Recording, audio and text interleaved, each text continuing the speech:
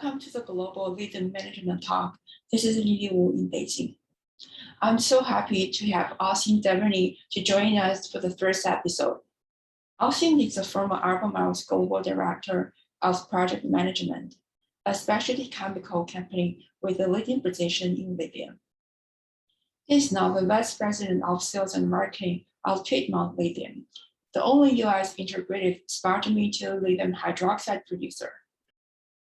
He has been in the industry for more than 10 years, and he is one of the few professionals who understands China and the global lithium markets.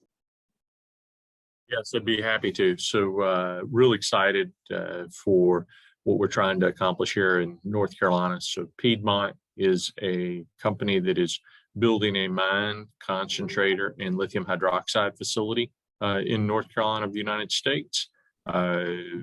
The area where we intend to build our mine is where much of the world's lithium was produced from the early 1950s until the 1990s. We have land comprising about 3,000 acres of land and intend to begin production of lithium hydroxide in the second half of 2023. Reaching full commercial stage for our first 30,000 ton phase in 2024. And that'll all be lithium hydroxide battery grade. And you know, it's pretty cool what Piedmont's trying to accomplish, because we'll be the only United States spodumene based lithium hydroxide production. We're practicing what I would say is relatively robust technology that has been developed globally.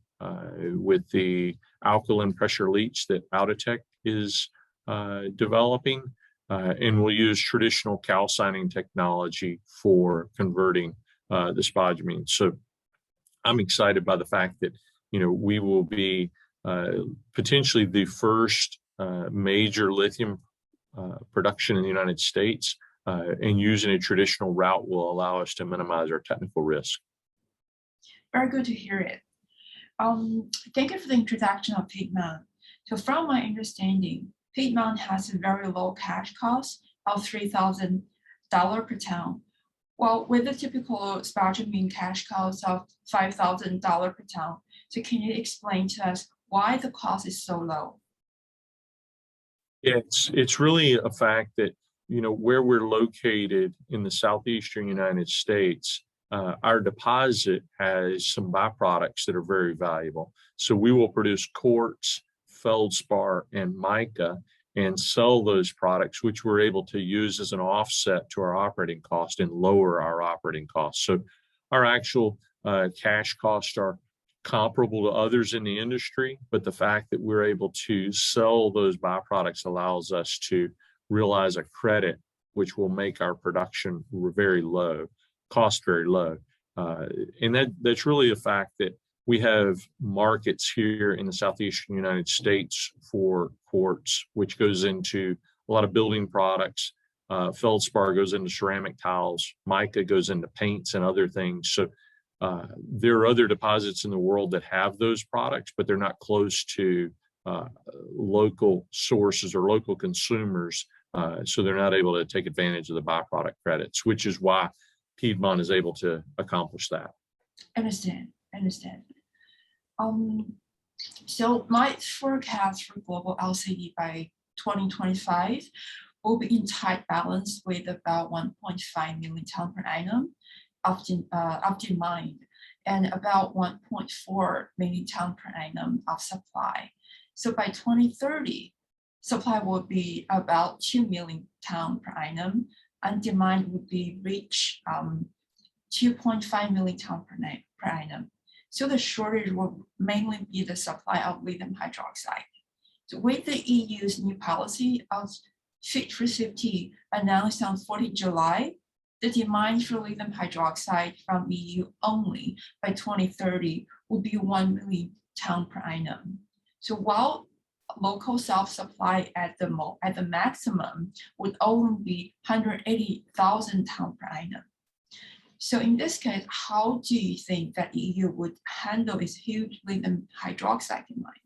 Maybe they would have to import lithium hydroxide from Australia, China and South America? What Yeah, is it? Lily, your numbers mirror a lot of what I've seen in the industry for the last 10 years. The markets, every time there's been a forecast, the forecast has been larger than the previous forecast, which just shows the adoption rates for electric vehicles and other transportation tools are growing super fast. And with that, demand's growing for lithium and other battery materials. The challenge will be supply, because many of the projects that have been brought on in the last 15 years and probably for the next 15 years have always come in late. I've never been familiar with an engineer who has brought a project in on time and under budget.